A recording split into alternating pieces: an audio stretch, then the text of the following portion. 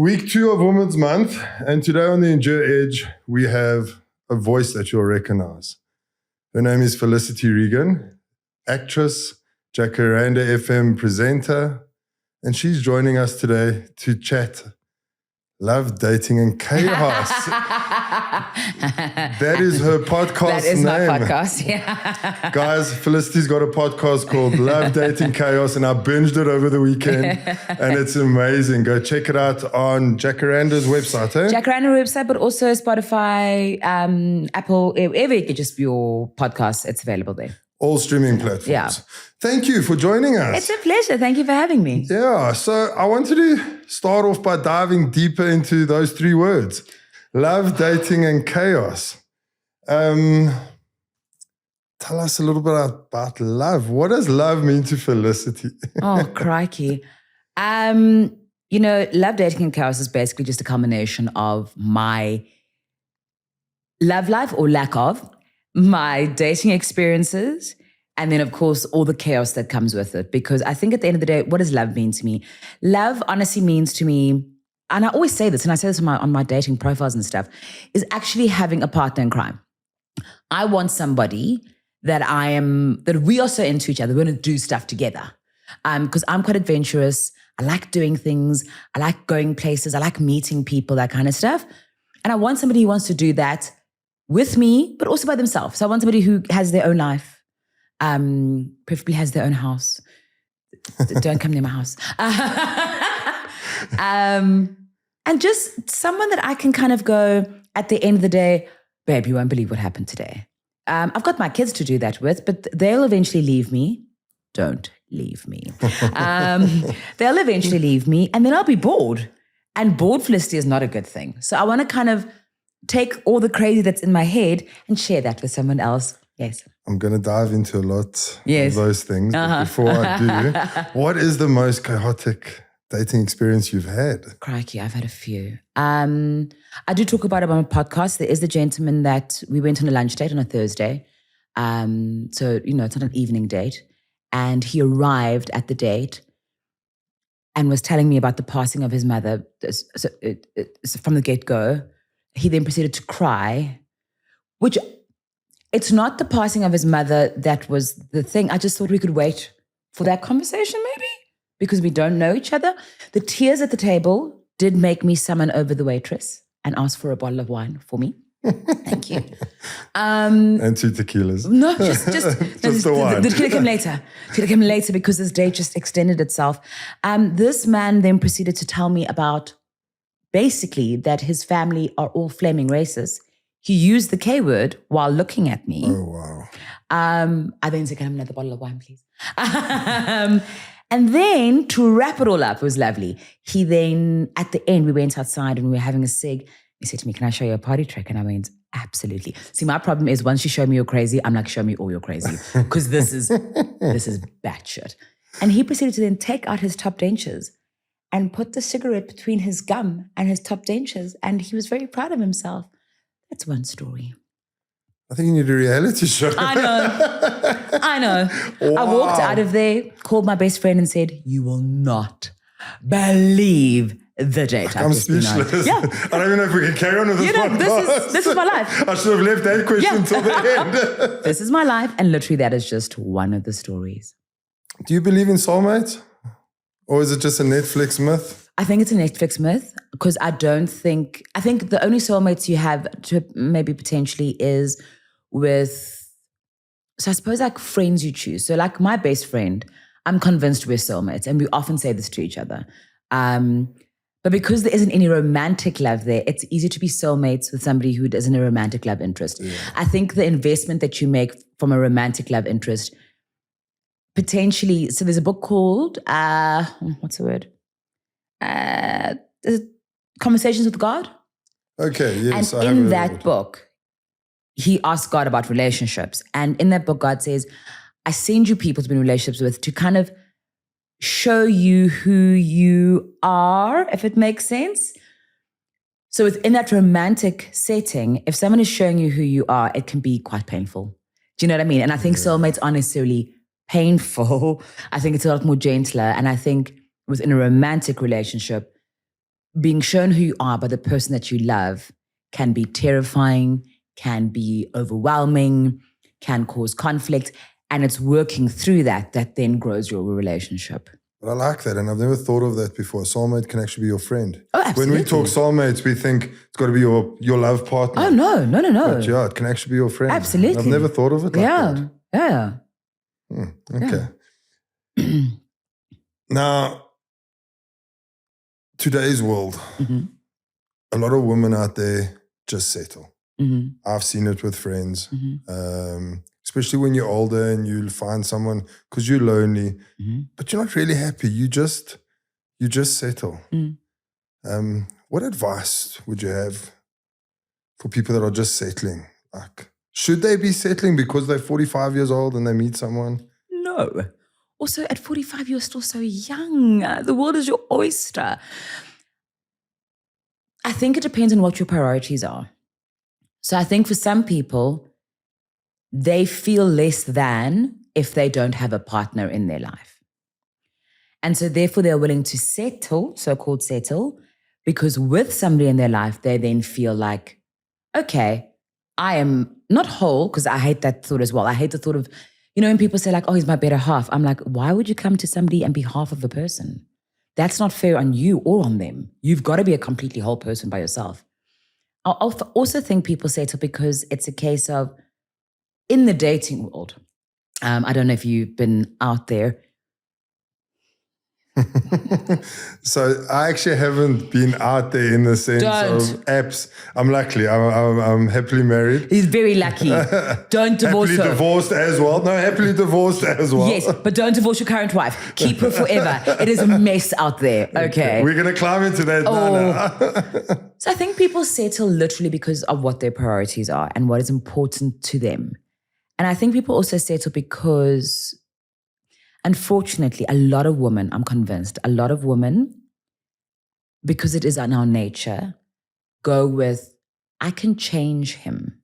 And not in that ugly way, but like, I can, it's not actually I can change him, is I can see the potential in him. And so they are functioning on this potential that they have for somebody else that this person doesn't have for themselves. So then they're disappointed when this potential that they have seen in this person doesn't come to fruition. But that's only because this person is not seeing this potential. Yeah. And it's not fair on this person to now be upset that you're not living up to the potential that I have for you.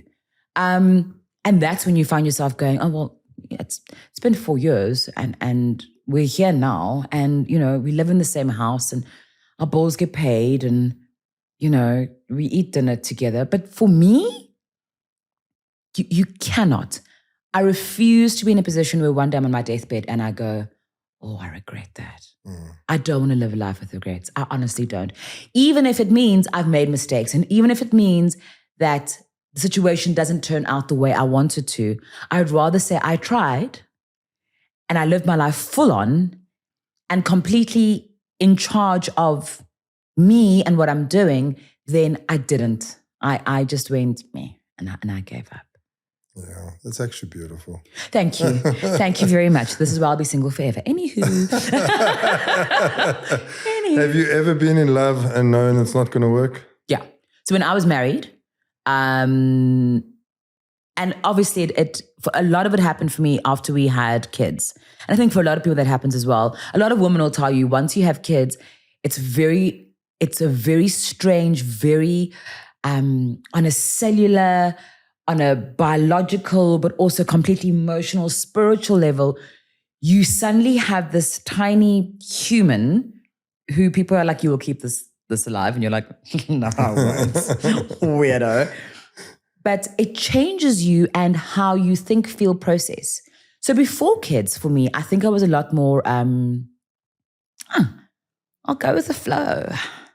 I'll see how it is. It's a party. It's like, it's okay. And then I had my kids and I was like, no, that's a definite no. Or yeah, that's a definite yes.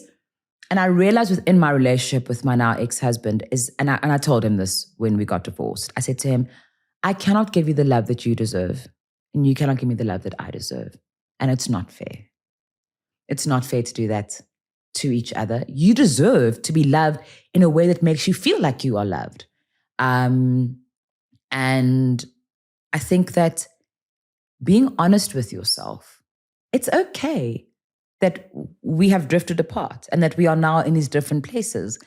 But to stay, like, my worst is people who go, we're doing it for the kids. I'm like, the kids notice. The kids aren't stupid. And what are you teaching your kids?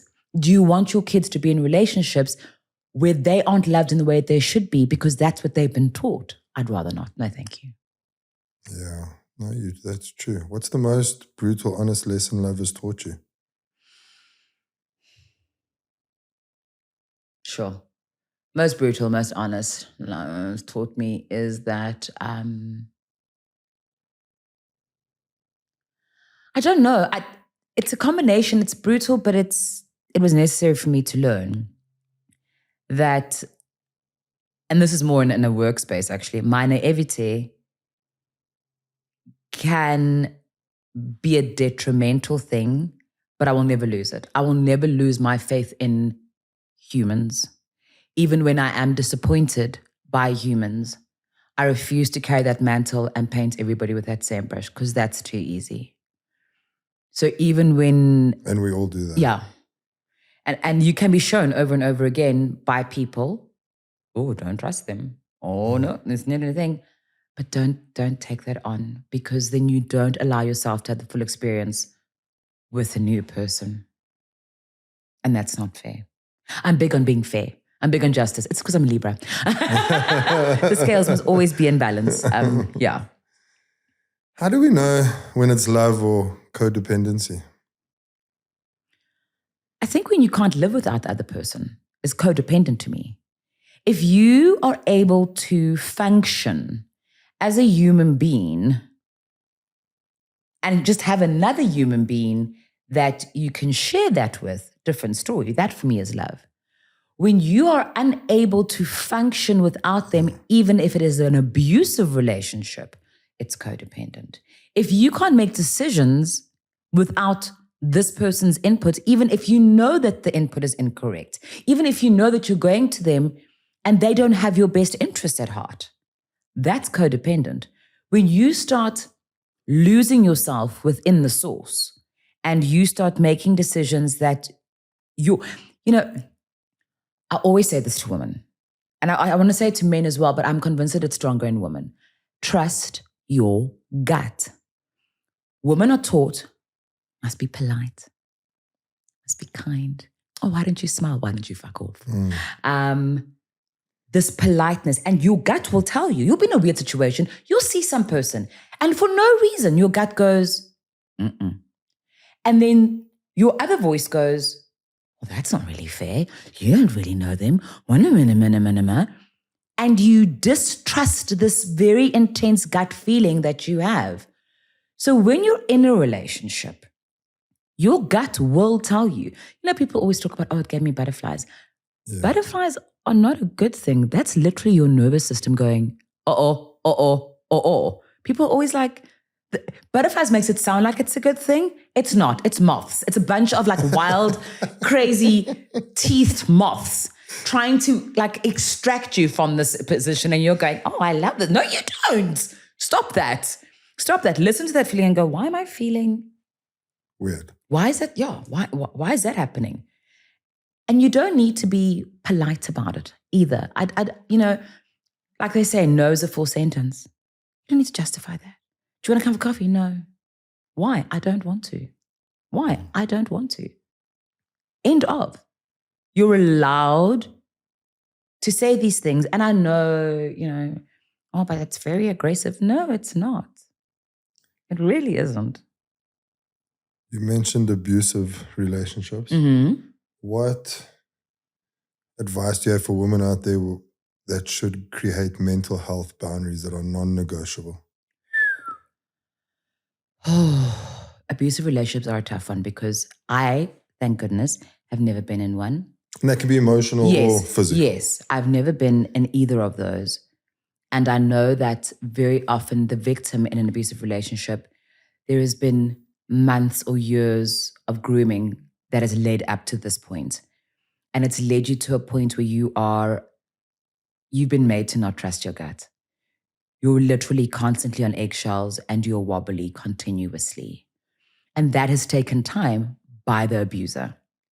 I think mental health boundaries for me are, I always say to people, or when I'm going on dates with people always want to know, so like, what are your yeses? Ask people what are their hard no's. Don't ask them what are their yeses. What are your hard no's? And you need to know your hard no's for yourself. So that when you voice those hard no's to somebody and they do that thing, you can say to them, I told you this is a no. And you're allowed to cut it off there. So for me, it's obviously the simple things. I don't stand for homophobia. I don't stand for racism. I don't stand for any kind of sexist misogyny. I don't stand for any kind of financial abuse. I don't stand for the so-called negging. I don't stand for belittling. I don't stand for me being made to question myself. We can have a productive conversation and discuss things, but if what you're trying to do, and I'm not going to use the word gaslight because it's been thrown around everywhere, narcissism and gaslighting and things, and I don't actually know that people actually understand the real meaning behind those words. But if you know what your hard no's are as a woman and you voice them from the get-go, and that person trades over your hard no's, they don't get to play that down with you. Oh, no, but that's not really what I meant. But that's what you said. No, but I thought, no. But everything you say after a but doesn't count. Everything after a but doesn't count. So people who go, sorry, but that whole apology, null and void. Doesn't work. I'm sorry. What made Philicity so strong? Because I'm sitting here going, wow. Because not every woman, and I'm going to say it, has the balls to stand up like this for themselves and say these things. I think every woman does. I think women are scared too. They're just scared. They're just scared. I think every woman out there. And it's society that's maybe made them But that's the thing, because you're also there. We live in this kind of weird world where you don't want to confront somebody or start a confrontation because you don't know how the other person's going to react. And very often within a heterosexual relationship or situationship, particularly in this country, we don't know what that could turn into. I could say no, and you could go, well, yeah. So you which has happened many a time. So you try and navigate that situation to try and keep yourself safe as possible. What I am saying is navigate, absolutely, but extract yourself from the situation. Okay. Don't navigate and then stay there because you're kind of leaving yourself in a position where you've let this person think, I've won. Don't let them think they've won. Extract yourself from that situation. Then you block them, then you report them, and you tell your friends. You tell your friends, and if you're lucky like I am, you have good guy friends. And you tell your guy friends, because your guy friends, I've often found, and this is just what I believe, men listen to other men. Men don't listen to women. So if what it takes is you saying to your friend, John, say something. Then I expect John, who says is your friend, to not go, no, maybe the guy was, to actually believe what you have said and go to the guy and go like, you need to hit the road, buddy. This is not on. Men listen to other men. What's made me strong? I was raised by a single mother in the apartheid era who worked as a maid. She had 3 children. She's strong. She made sure that we had library cards. We were the only black kids in the neighborhood who had library cards to go into the white library. She made sure of that. She read a page out of the book to me and my brothers every single night. I went to great Catholic schools because my mother fought for bursaries for me. I went to art school because my mother fought for bursaries for me.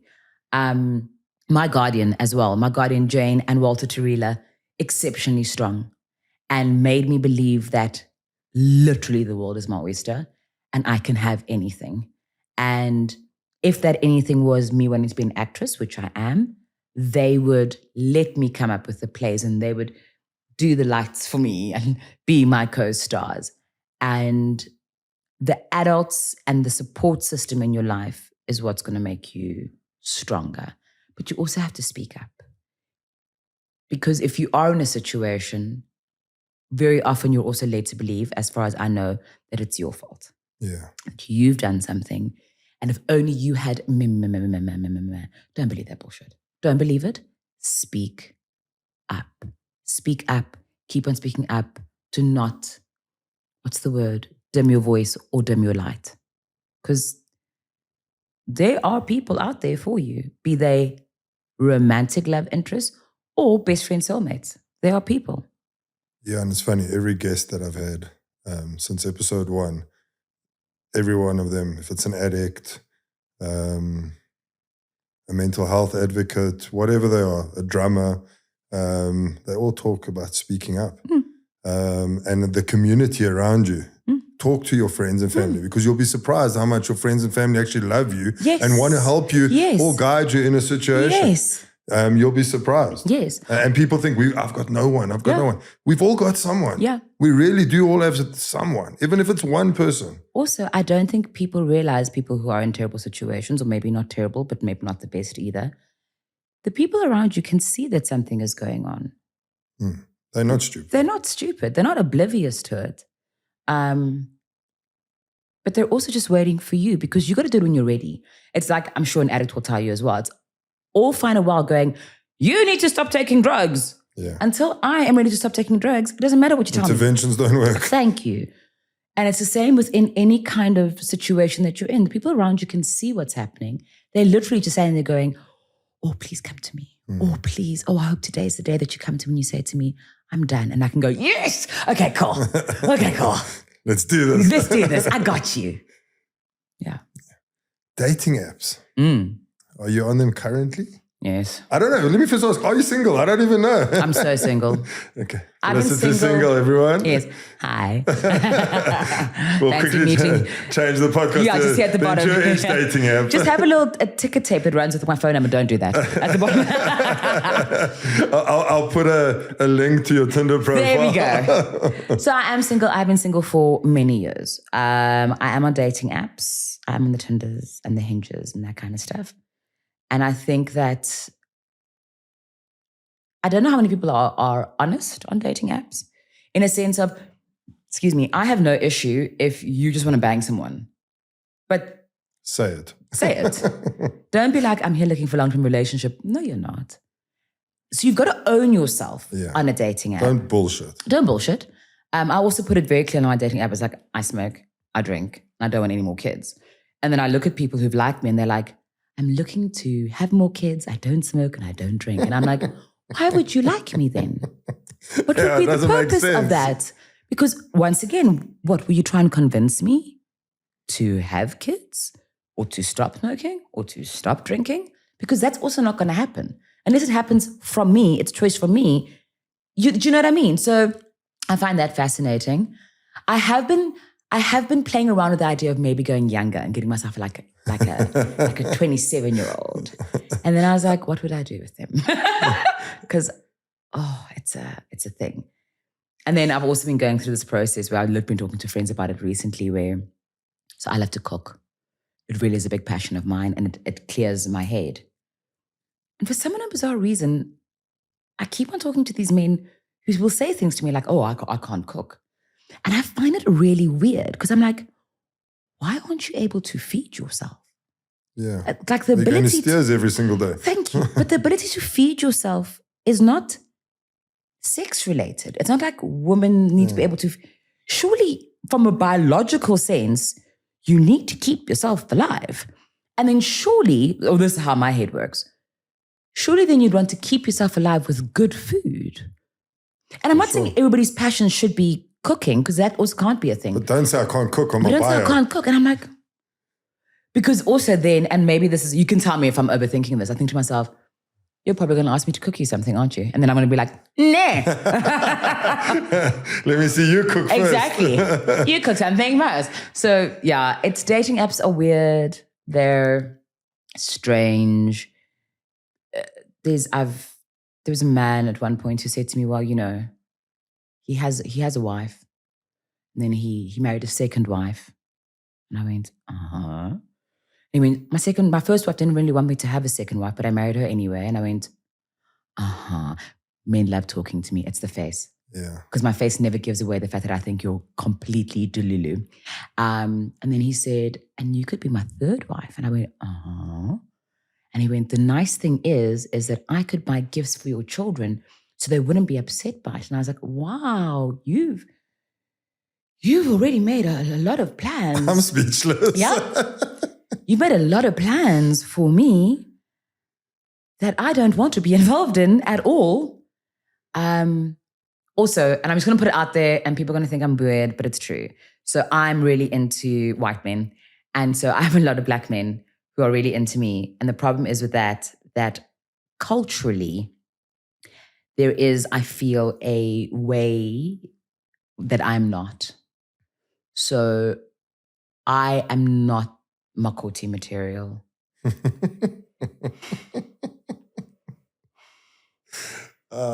Which is problematic. So it's tough out there. Yeah, but the stories, I'm speechless. Yeah, no, I mean...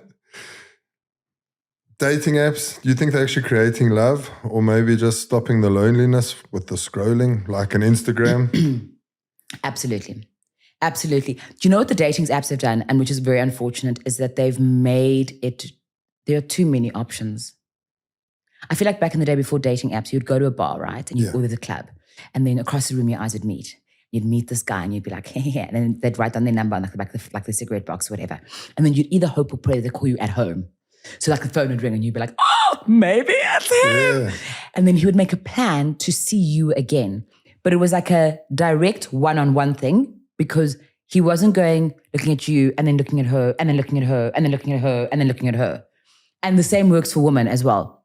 The options, there weren't so many options. Yeah. And I think it is a boredom thing.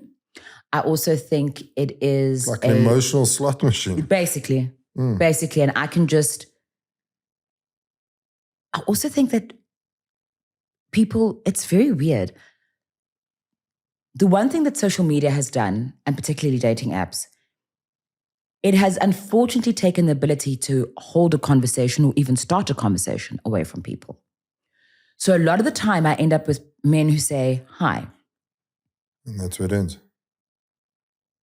What? If you had to So your first message is hi. Yeah. And that's it. That's it.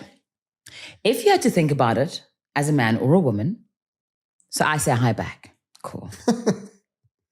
And then you'll say, how are you? I'll say, I'm fine. How are you? Crick, crick. Crick, crick. Crick, crick. Or I'll say something because I like to be spicy. So let's say there's a man with a great moustache and I'll be like, your moustache is giving me life. And they'll respond with, thank you. Oh, wow. Yeah, no. What's it? Swipe left, eh? Yeah. Because you've got to ask questions and show interest. And it's actually taken the ability away from people to be able to communicate with people. So I also think a lot of people are possibly... If you can't communicate over a phone, how are you going to communicate face to face? True, but I actually think some people are possibly missing out on having meeting nice people because they don't know how to do this thing online. Because logically, they're not going... Okay, I'm with you. Do you know what I mean? Yes, because if you got to the part where you can just ask a question other than how are you? Please stop saying that. Please stop saying hi. If you stop doing that, you might get to a point where you can go, okay, do you want to go on a date? Also, there's no need for us to talk for 4 weeks on an app. There's no need. I've got tons of friends. I don't need to tell you every morning, no, work was great. What are you having for dinner? Can we please stop it? Because also, you are wasting your time. You're wasting my time because now we meet on a date and you look at me, I look at you and we go, oh, there's no spark here. But now we spent the last 4 weeks telling some random person that, oh, my day is great. Like But it just shows you actually what loneliness people are. People are so lonely that they want to spend 4 weeks just talking to someone they've never met. Thank you. The loneliness epidemic is chronic, and in a weird way, I know they joke about it being just with men, but it is with women as well. Except that women tend to have good women friends, so they'll kind of congregate together like that, and they'll find their tribe there, and then they'll have someone to talk to, and blah blah blah blah blah. I don't think men have the same tribal actions with their male friends where they get together and have especially at an older age because they're married and the boys' nights don't happen anymore because the wives don't want them to, etc., etc. And also, I don't know, tell me if I'm wrong, but I don't think at boys' nights men have deep emotional conversations. Do they? No. Exactly. I'll be honest. Thank you. Women will pick up a phone right now and have a deep emotional conversation. Like It could be 2:00 in the afternoon. I'll be talking about spilling my beans to my friends and family. There's no time period when we do this. Men don't do that with each other. And so they are lonely and they want to do it with us, but they don't know how to communicate. Yeah. So, and then as older women, we're like, oh, wow, I don't have time for this. I don't have time to teach you how to communicate. Because if I've gotten to the ripe old age of 45 and I've managed to do it, you should have as well. I expect the same basic things from you that I expect from myself. Agree. Catfished? Have you ever been Yes. catfished? How did you handle that? I love these stories. So, he's an architect who works in Pretoria. He's got 3 kids, all daughters. They live overseas in the UK and the US. Me. Why? No, his wife has died. Okay. Chatting. We have a phone call. I hear this man's voice and I'm like, there's not a chance in hell you're 55. You're 23. Now, here's the thing. It's not a Nigerian or Sudanese accent. It is very much a South African accent, but this man is 24, 25. But I let it go. Then he goes a bit quiet. And I'm like, the conversation was flowing. It was amazing. I said to him, hey, buddy, what's up? Now I'm just very stressed. Why? What's happened? One of my daughters got in a fight with the other one, hopped in a plane, and is in Cape Town. Now, please note, this man lives in Pretoria, okay? This architect. So me. Because also, once you said that to me, I immediately went, bullshit. Okay, cool. But I like to play. I love playing. So I'm like, oh, that's terrible. Why did you fly to Cape Town when you're in Pretoria? Oh, no, we have a house in Cape Town. Didn't I tell you that? No, you didn't. Yeah, now she's stuck at the airport. She's stuck at the airport. Oh, no. Why didn't you get her an Uber from the airport to the house? Oh, no, I don't have a South African bank account. Please note he's lived in South Africa 22 years. That's part of the conversation. Yeah. Oh, well, you could cash send her money. Doesn't have a South African bank account. So you live, work here, but don't have a South African bank account. Cool. Yeah, and so then I said to him, well, why don't you ask your friends? Oh, I've asked everybody. How much money do you need? 300 rand. So I'm like, a 55-year-old architect who lives in Pretoria doesn't have a single friend that can borrow him 300 rand. He hasn't designed enough houses lately. To get his daughter from the airport to the house in Cape Town. I said to him, I don't want to be funny, but if that was my daughter, I would have booked a ticket and been to Cape Town like immediately. Oh, sure. I said to him, you know what I'm going to do? I'm going to find you plane tickets. So I put down the phone and I find him flights out to Cape Town, basically like in the next hour. And I'm like, why didn't you book those?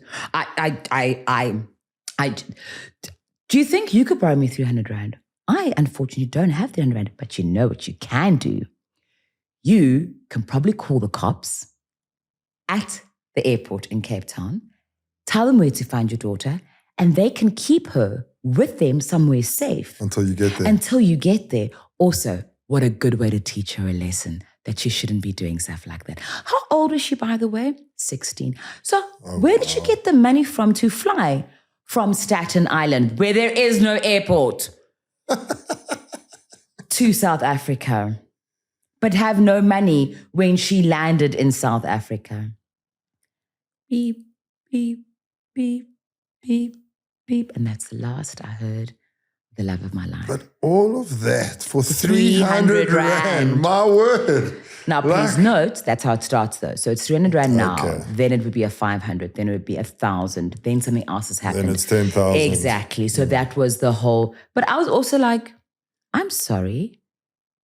Was there a giant sign on my forehead that said, I'm an idiot? Yeah, and I know nothing. But there obviously are people that are idiots. Sorry to say. Yes. If you're falling for that, you're an idiot. Yes. But they obviously are, because they're still doing it. Yes.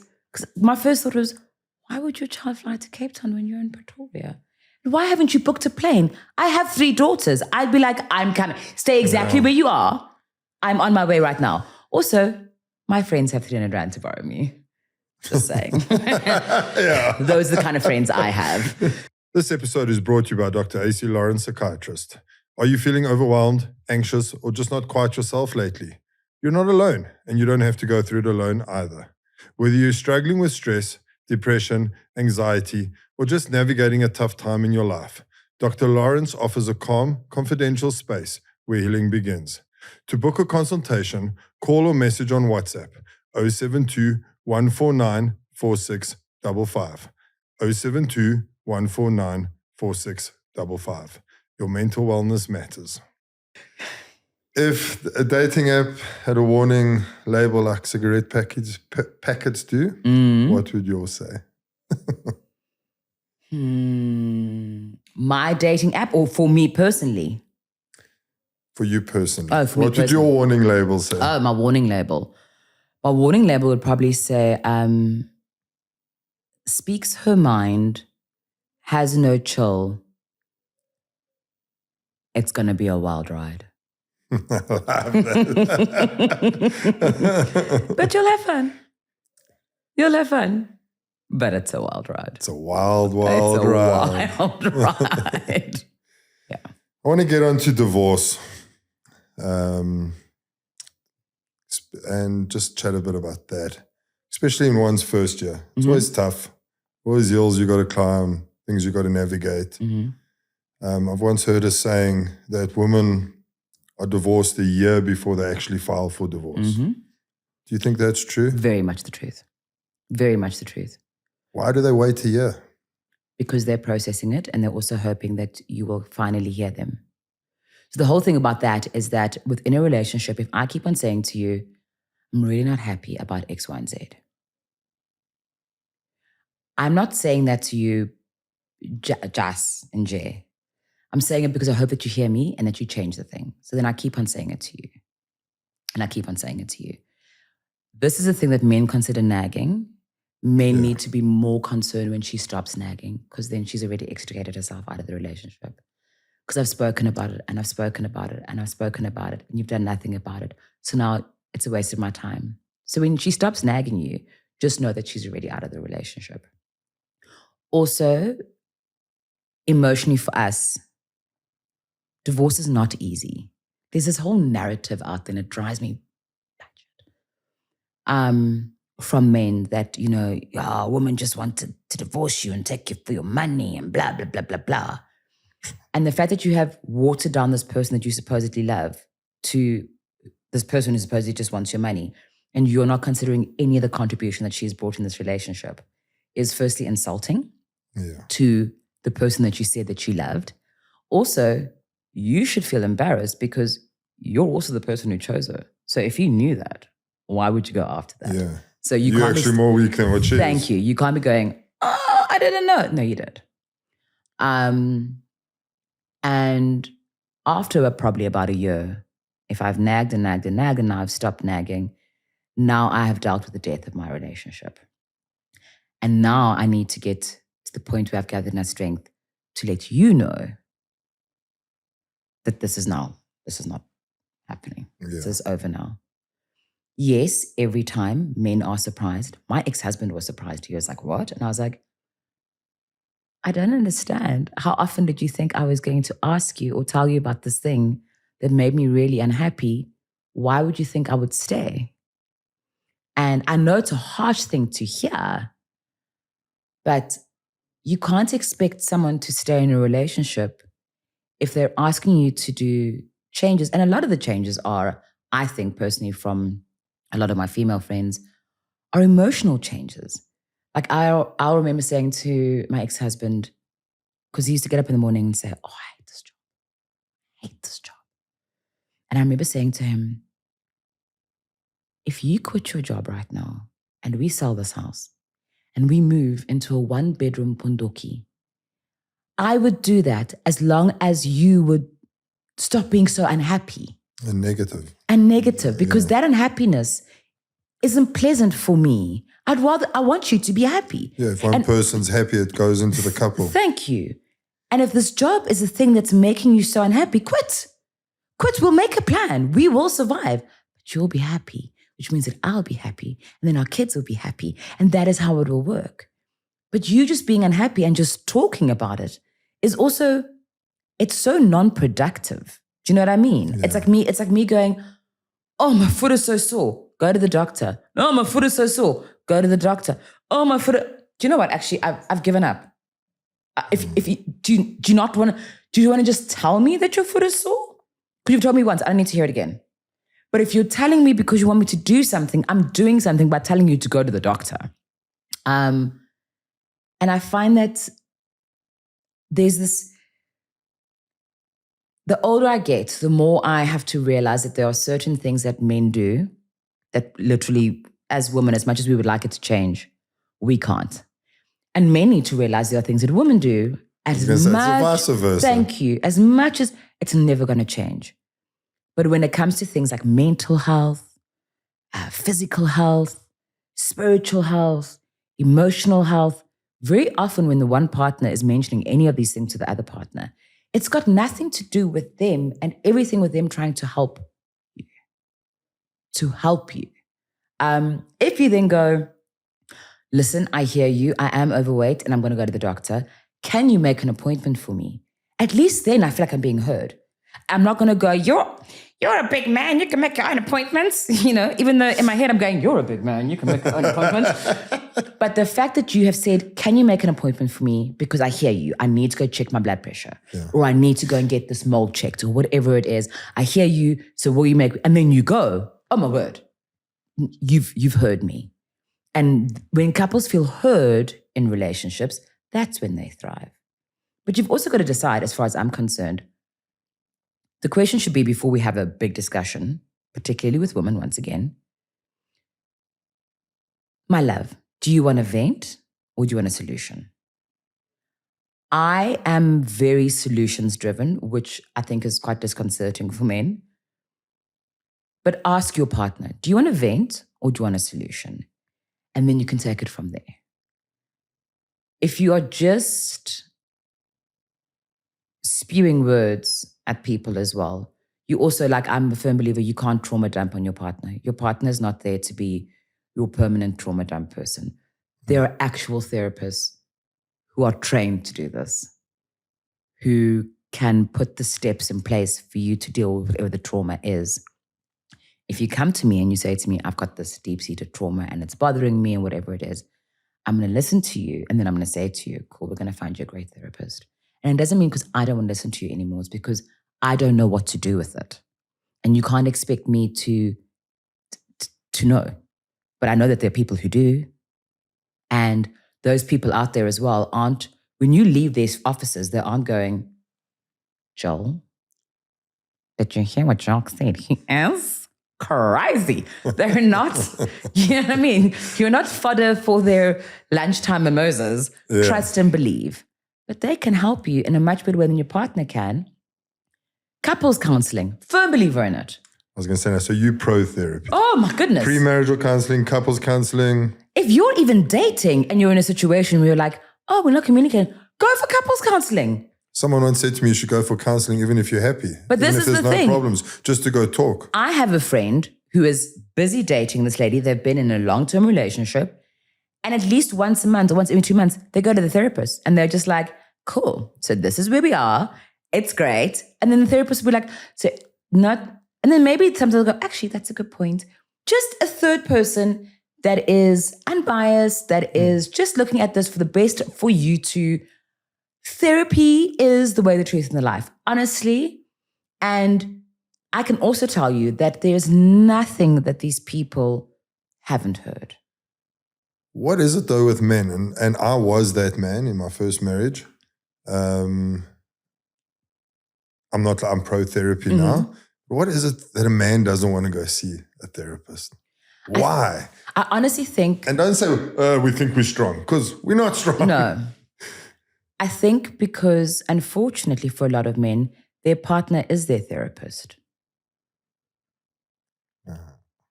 subconsciously, they look at their partner as their therapist because women are innately soft, gentle, emotional. So their partner, they think, should be able to carry this trauma dump that they're doing on them. And it's not fair. It's very unfair. I also think, like I said, I think men do think that they're going to walk in and this person is going to judge them and trust and believe. They're not. They've heard worse. They've heard way worse. I also think that for sometimes, so it's weird. I think men struggle to talk to other men. So like as a therapist, I think men struggle to talk to a male therapist because they might not be getting that soft nurturing.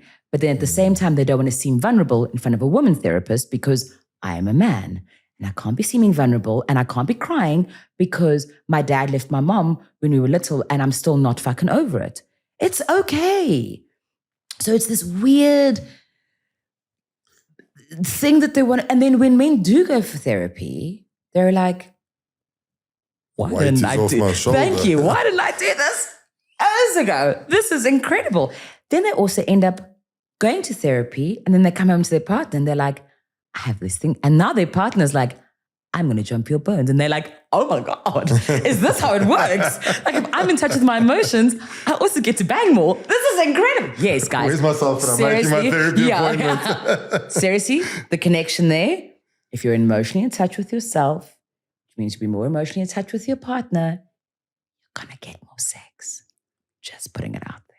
Men start watching Love Dating Chaos podcast. It's a simple, straight line. And do you want to go to somebody and tell them I'm broken? No. But you're not. And it's hard to admit. It's hard to admit. Yeah. But just because you're broken doesn't mean that you can't be fixed. And the way that you are fixed is not necessarily the way that you were. You're fixed in a better way. Because all those little scars are now healing. And all those little scars are giving you, it's like when you go to the gym and you're working out, and the whole thing behind working out is that you're tearing muscle to build heal. more muscle. That's what going to therapy is. You're going to tear yourself open and you're going to build yourself into a better version and a stronger version of this amazing man that you actually are. I love that analogy. Actually. Yeah. The reason you go to the gym is to tear muscle, and that's why you go to the therapist. Yes. Go tear that muscle, that trauma muscle, that hurt muscle, that to repair loneliness, to repair yourself and to build stronger, bigger, amazing muscles that will help you and will help you navigate work spaces, family spaces, friend spaces, romantic spaces in a whole different way. And trust me, once again, people will see it. And then you also become that man where people go, I can depend on him. He provides, and I'm not talking financially, but he provides emotionally.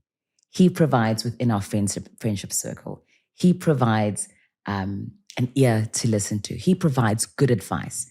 He provides solid, just morals, that kind of provision. Not just he provides with his wallet. And it's amazing. Even if you just provide 50% of all those things that you've just said, how great financially, your bank account will look better. All of that just then falls in part. It's amazing. It all just works together. If your emotions are intact with your wife or your girlfriend or whatever, everything just falls in place. Yep. It's actually, Yep. that circle. Yeah. What was your exact moment when you realized your marriage was done? I know we're going way back. No, it's fine. The people out there are going to be like, oh, she's not a fun ride at all. I was having an argument with my husband, and because I'm very loud and my darling husband is not, or ex-husband was not, and he was not great at confrontation. And the more I confront, if you pull away from it, the more I keep on going. I know that's one of my not so great characteristics. Because I want to sort this thing out now. Yeah. I don't want to wait until tomorrow and sleep on it. I want to sort it out now. And it's a great characteristic, just by the way. Yes and no, because if the person isn't receptive to that, then it's quite confrontational for them. Okay, I'm with you. And my eldest daughter and my youngest were in the room or whatever, or they were in the lounge. And my eldest daughter came to me and said to me, Mommy, please stop shouting at Daddy. It's breaking my heart. Sure. And I went, that's it. So far, no further. I will not teach my girl children that is how you speak to your partner. And I won't do this to my partner anymore because he is not receptive to that. So me trying to force him into the situation is probably breaking his heart as well. And that's not what my job within this relationship is. It's not my job to break my partner's heart. And I went, right, that's it. And we went, look, you know, I sound like an evil witch. I'm not, I promise. We went to the same divorce lawyer. So I called the divorce lawyer and we walked in together and we were like, cool, so can you divorce us? And she went, well, whose lawyer am I going to be? And I went, no, you're going to be ours. And she was like, it's not the way it works. This is not how it's done. I was like, I need confrontation. Yeah, exactly. Why not? And I was like, well, because it's amicable. It was completely amicable. He's a fantastic dad. Fantastic dad. Amazing human being. As? No. But as a human being, couldn't have been a better father and a human being ever. And I think, and I've seen it with my kids from my previous marriage, they are better people today. Imagine if you stayed together fighting like that in a household. The trauma that I'm now leaving my kids, the scars. We're already dealing with teenagers who are cutting and experimenting with drugs and who are being teenagers. I'm not the cutting part necessarily. But, you know, teenagers being teenagers. Now they've also got to do it in an unhappy house. Yeah. I can't. You know, once you have that child, because when you're still pregnant, you can kind of still be like, everything's fine, and be in denial because I don't have to do much to keep this baby alive. I just have to stay alive. And then the baby's born and you're like, why does it look like that? Why is its poo that color? Oh my God. Why can't you keep your own head up? I've always wondered about that. I'm like, human babies, so useless. In the wild, they would have been eaten a long time ago. But when you're like this, and I'm like, no, keep your head up, you're fine. That is literally your purpose once you have that human being, is to give them the best human being experience, including on an emotional level. And if that means that you and your partner separate, divorce, go for therapy, whatever it is, to give this human being that you brought into the world the best human being experience, so be it. When your marriage ended, you lost a partner. Did you ever feel that you lost a part of yourself? No. I don't know. Like I said, I'd had enough time to process. So, and when I became a single mom, I knew that I would have to. You see, the thing is also my example of a relationship was a single mom. And only when I got older did I realize that possibly influenced my marriage, because I'd never seen my mother in a relationship. So I didn't know how to be in a marriage. And I knew I had to be strong and I had to suck it up, buttercup, which I did for a while and then ended up going for therapy because it absolutely hurt. I didn't lose a part of myself, but it absolutely hurt. And I absolutely felt alone. And I struggled, particularly as my kids also got older. And then my ex found a lovely, lovely lady. And they've now remarried and they've got 2 kids. And I'm still here on my own. And I'm like, maybe if I just stuck it out, I wouldn't be here by myself. But at the same time, I know we did it for the right reasons. So. What's that one thing you learned about yourself in the aftermath of all of this? Did you do work on yourself after the marriage, after the divorce? Yes and no. So it took me a while because I was literally busy raising very little children. Okay. So and they came now first. You're basically a single mom. I know he's still there. Still involved there, but they live primarily with me. So I'm doing the school runs and the food and the lunch boxes. Divorce in this country works. Exactly. Yeah. So it took me a while to do the work on myself. It took me a while to get to the point where I was willing to acknowledge my contribution to the demise of our relationship. Because divorce is it's never single-handed. Well, it can be if it is, as far as I'm concerned, if it's the big no's, if it's addiction, abuse, that kind of stuff, then that is a one-sided, as far as I'm concerned. There's less responsibility on the partner who's suffering from those kind of things. But in our case, it wasn't, obviously. And yeah, I had to acknowledge the fact that sometimes I am, what's the word? Hard-headed. Sometimes I can be quite cutting. And sometimes I don't suffer fools gladly. And sometimes that comes across as the way that I present it is very harsh.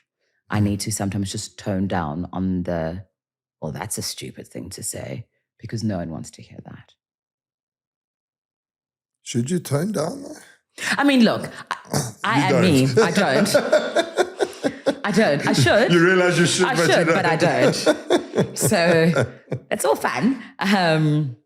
But yeah, it's coming to grips as well with who you are as a human being, faults and all, can also be quite hard. Because I think a lot of us like to think, but I did everything right. Yeah. I was just, an incredible human being.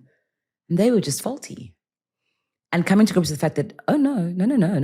You have some deep-seated faults. It changes from being an observer as opposed to in a relationship and seeking the outside validation to giving yourself the validation that you need and being self-aware. Excuse me. So, oh, cool. Yeah, you did that thing again. I can now go, I'm sorry, I did that thing again. Instead of doing that thing and going, just who I am. No. You also don't get to play that card. You don't get to do I'm just a bitch. Yeah. But it's not nice. So you get to bitch, but then you also have to go, I'm sorry. That wasn't fair. Takes two to tango. Thank you. What's the one thing you wished you knew before you signed those divorce papers?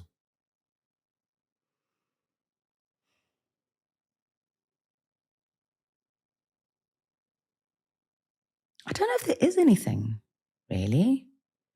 So I was the one who went to court. And I remember sitting in divorce court with all these people just kind of going up like cattle. Irreconcilable differences, and you're sitting in high court and it's just like, oh, this is interesting. There's a whole bunch of people up here just, But we did mediation beforehand. So we knew exactly what was happening to the girls, what is happening to the properties, all that kind of stuff. So I don't know if there was anything. Also, you must remember I was a lot younger. So when I was younger, it was very easy for me to be very bullheaded and be like, right, we're doing this right now.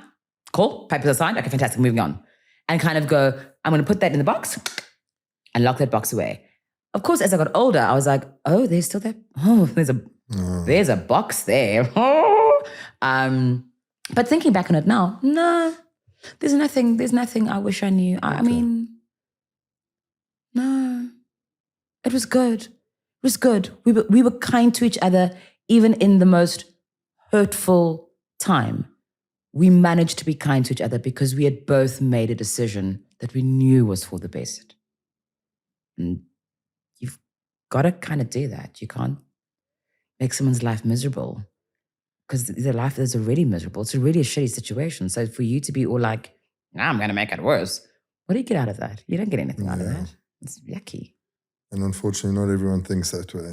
True. But, here's the thing. I'm a firm believer so I always say to people, being angry and being hurt and being vengeful and all that kind of stuff takes a lot of energy. Eh? A lot of it. You're spending you're spending a lot of time, okay, and energy being like, being kind to yourself and to others, being gentle, making a joke, being joyful, energy. I do not want to expend energy on things that don't bring me anything. So being mean and revengeful doesn't bring me anything except like ulcers and heartache, which I don't want. So I'm not going to spend my time there. I'm going to spend my time here where it's happy and it's fun and it's light.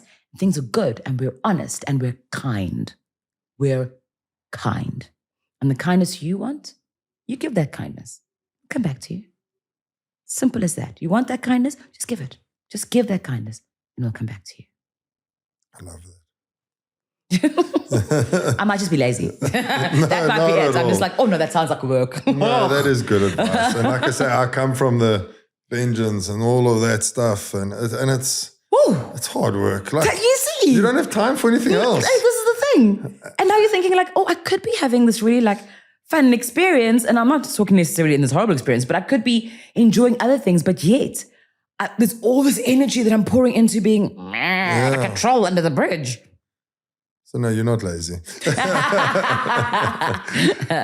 You mentioned you did get counseling after you got divorced. Mm-hmm. Did it get dark? Did it mentally get very dark for you? No. So I am a very, what's the word? Like I said previously, I'm very solutions driven. And I don't like to dwell in the dark. I'm very solutions driven. Look, I say that I'm very solutions driven. Did I possibly try and off myself at one point in time? Yes, I did. Was it not necessarily because... Was it trying to kill myself? No. What I wanted to do is I wanted to flick the stop switch in the world. I wanted the bills to stop coming. I wanted the emotional work to stop. I just wanted a stop switch, not an off switch. And there's a major difference there. So, I know people who've gone to clinics. I didn't have the time to go to a clinic and lie in a bed for 3 weeks. It sounds heavenly. If you had the time, please do it. If you can do it, please do it. Because that for me, once again, is the stop switch. Yeah. Where you can just go, break. okay, just a break. I'm just going to take care of myself for a little bit. I'm just going to take care of me, just me, no one else. And that is what I had to learn to do through therapy, but also just because my logical driven self was that when it becomes too much, it's not because of everything else, it's because you're empty. Okay. You don't have anything left to give. And so you need to fill this back up.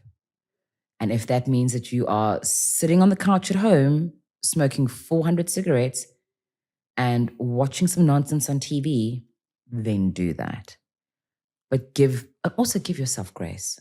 Give yourself, you're only human. You're not this indestructible person who can go, everything's. Give yourself grace. I suppose if you ask me again, yes, it got dark, but then it got light. Yeah. And it's hard work to make that light come back. Yeah. And if that means, like you say, to go to a facility or go see someone or take medication, even. I know people are against that, but do it. You don't have to be on it for the rest of your life. Just to figure out that moment and that time. Yeah.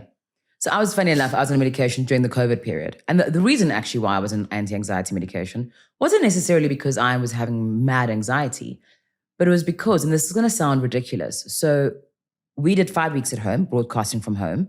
And then we got our emergency personnel certificates. The permit to travel. Thank you. So we could travel. It was great. It was great.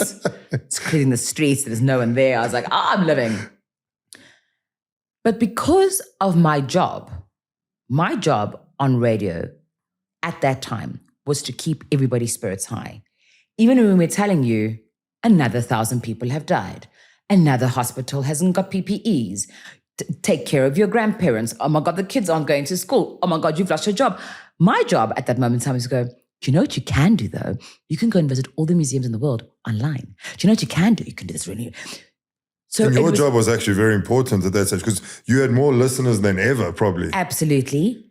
But the disconnect between what was happening in the world and how people were talking and what I had to do on a permanent basis, it's really hard, guys, being, we've got this, we can do this. Because when you leave, then your neighbors go, oh shit, somebody's just been rushed to hospital. And you've got to go, it's okay, we've got this.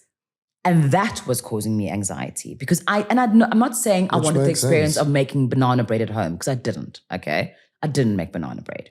I watched Strike Back, season 1 to 7. There's lots of violence. It's amazing. That disconnect caused me anxiety where I was just like, and I can imagine that. It's almost fakeness. Yeah, it's a little bit of fakeness, but we had to. And don't get me wrong, I am honored and privileged to have been in that position to firstly keep my job. Yeah. To be able to go into work, to be able to see people. A lot of people didn't have. So I'm not discounting how very privileged I was in that situation. But it got to a point where it got a bit much. And my GP was like, I'm going to give you this. And I was like, thank you. And I took that. And then I started taking it kind of because that's what I did. So I'd go to the chemist and then I'd get the pills and then I'd pop the pill. And literally this year, I went, why am I still taking these? Like, it's been years. Yeah. And I don't have, the situation is completely different now. Why am I still taking these? So I went to the doctor and said to him, I don't want to take these anymore. And he was like, well, let's wean you off. And we did. And he said to me, listen, if you come off them and in a month's time people are like, listen, are you okay? Something is very wrong. Then we put you back on them. But if nothing changes, then nothing changes. And I was perfectly fine. And I was like, oh, that's cool. So they actually weren't doing much for you? Yeah. The meds helped when they had to. Then I stopped taking them and it's fantastic. But it's also being that self-aware though as well. You know, be aware that, okay, I'm on these drugs for depression, anxiety, whatever it is. Go back to your GP and go, it's starting to feel like I'm having these kind of side effects from it. Or what I want to feel now is I want to feel more. So that was my biggest problem as well with taking the anti-anxiety drug. They put me here. Yeah. So I couldn't cry. It was the weirdest thing. Like my body would go, ha, you cry. I want to, but my body's like, no, we don't do that. And I was like, ooh, you don't like that? That's very weird. I should be able to, turn on the waterworks because something has made me feel something. So if you're having any of those kind of side effects or you're thinking about it, go to your medical professional, go, can we taper it down? Can we change medicine? Can we swap out this for that? Once again, talk to someone. Talk to somebody because you want to live your best human life experience. You don't want to live a human life experience where you're like this. Yeah, like a robot. Like a robot, because you're not a robot. You're a person. You're allowed to cry. You're allowed to be angry. You're allowed to even feel sad. It doesn't mean that you're depressed. Do you know what I mean? When you're having a sad day or a bad day, it doesn't mean that you have suddenly like going, oh, I've got to go on the meds. No, you're also just having human emotions. That's okay. Yeah, it's normal to be sad. It's normal, yeah. And we're allowed to be sad. Yes, be sad. Shed a tear. Shed a tear to something cute. And something that, you know what I mean? Like, shed a tear to someone's great success at life. And happy tears. I mean, literally last week, my daughter had me cry laughing. I couldn't stop. I literally could not stop. In the world, and I was like, this is, and we were both in the couch. So please, have the full experience of human life. If there are moments though where the full experience is affecting your family or friends, and they're saying things and you're kind of going, no, I'm fine, then you're not fine. Then you're not having a full human experience. You're having a manic episode possibly, or you need to manage that better with something. Yeah. Running out of time, but I've got a few more questions. Okay. And I want to quickly get to dating over 40. Yes. And I'll tell you why. So I've got male and female friends, single. Mm-hmm. All of them. Don't have just single guy friends. Tell me. We can talk afterwards. Okay. Look at that. Some of them might have red flags. That's okay. But I'll introduce you to Samantha first and she'll give you the warning signs for all of them. So the biggest thing I've picked up with them, and they all want partners. They're all looking for someone. But the biggest thing is they don't want to change. They've got into this way. They don't want to change for someone. Mm-hmm. So they meet someone and it's like, no, I'm not doing that. Mm-hmm.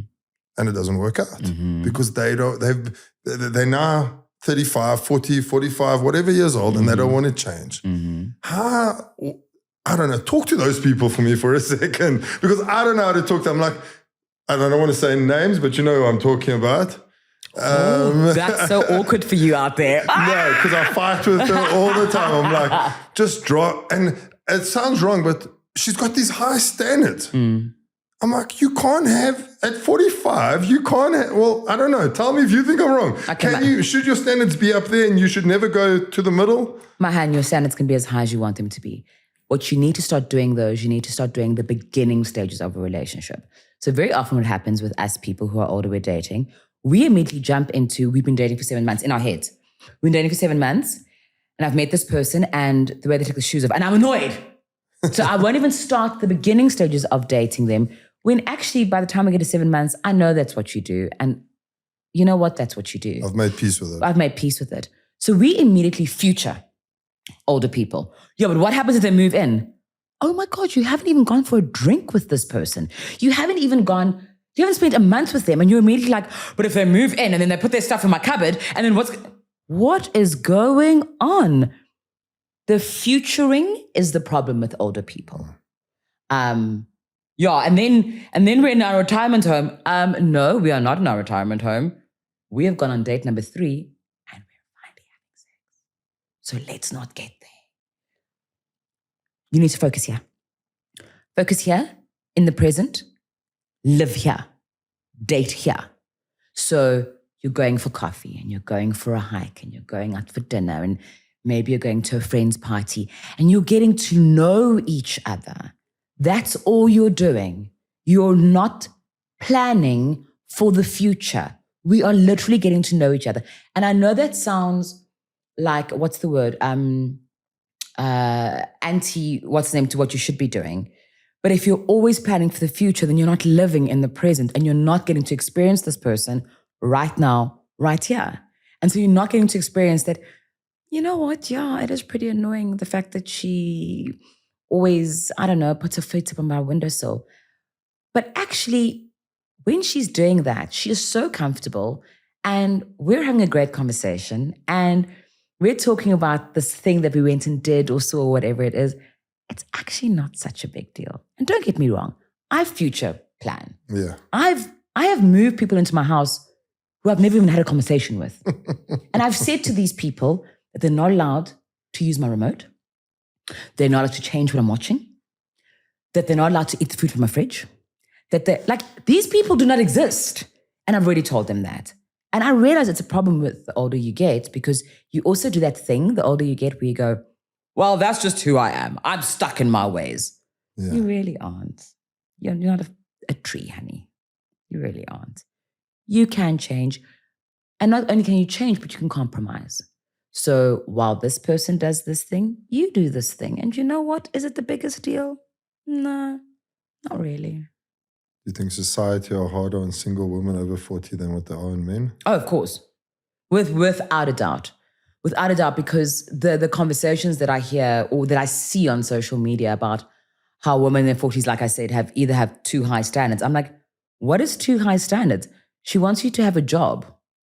That's not a too high standard.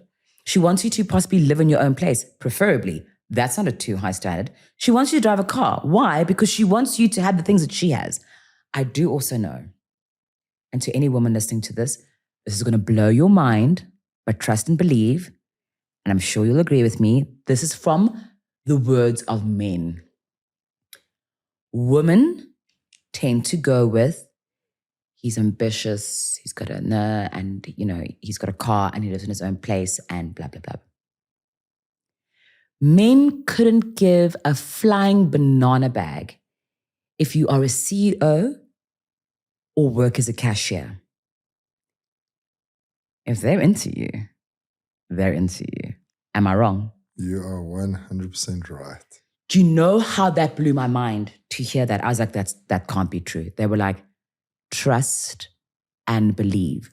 So while we like to extol the virtues of how very successful we are, the guy's going, I don't care, I think you're hot.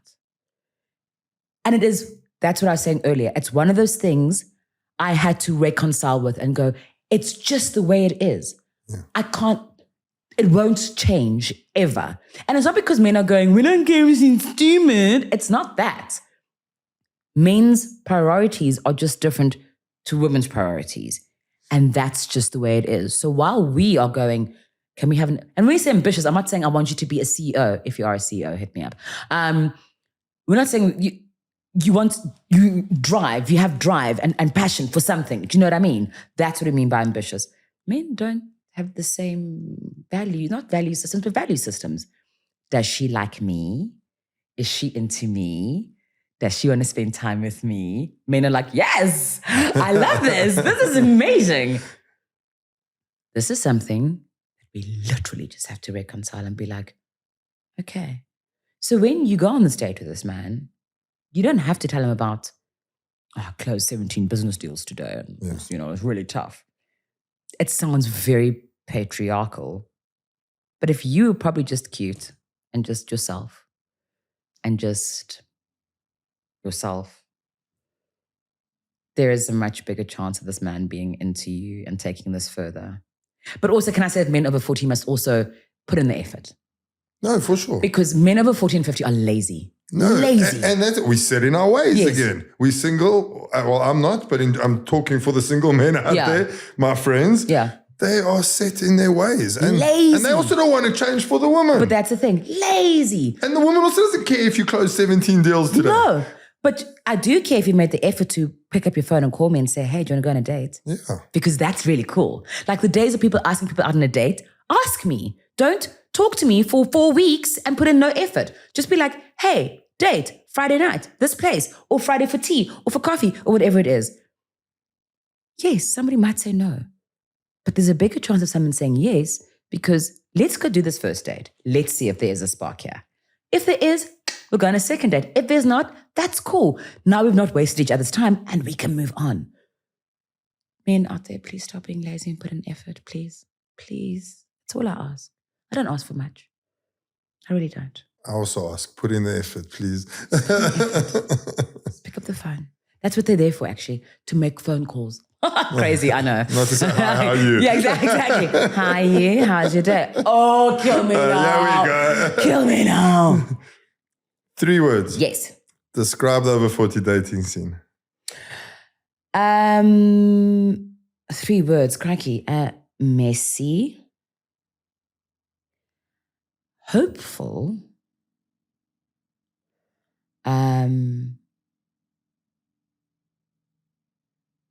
Interesting. Yes. Messy, hopeful, interesting. And I just realized as I asked that question, you could have said love dating. Yeah, and chaos. Yes. But yeah. Messy? Say that again. Messy? So messy, hopeful, and interesting. And interesting. Yeah. And all 3 of those words go together amazingly. Yes. Yes, everyone's hopeful. Everyone's hoping that this person is out there and they could just grab someone's hand and be like, this is my person. Always got to be hopeful. And you get the interesting characters as well. We're like, you need to be locked away on an island without anyone else around you. And that's fascinating. Yeah, that is fascinating. Last question. Yes. Let me think. If your love life was an animal, what would you describe it as? Oh, wow. I'll give you 3 options. Okay. A loyal Labrador. Okay. A wild raccoon. Uh-huh. Or a sneaky cat. Oh, I do love a cat though. I've got 3 cats. Personality-wise, probably more wild raccoon. Because I've got those tiny raccoon hands and it's always funny. And they're cute. And they're very cute, but they are so destructive. They just go in there and make a mess. And but they're also very family-focused. And they're very loyal. And they keep on going back to the same rubbish heap over and over again. So I'm going to go with sneaky cat. Oh, I don't know. Labradors are nice, but Labradors also sound so... Okay, you can throw in a 4th animal. Okay. If you want to choose your own animal. Do you know, I think if I'm going to choose my own animal... Because Labradors don't grow up, just by the way. That's the thing. I've got one. Yes, you see. 5 years old and still not grown up. There we go.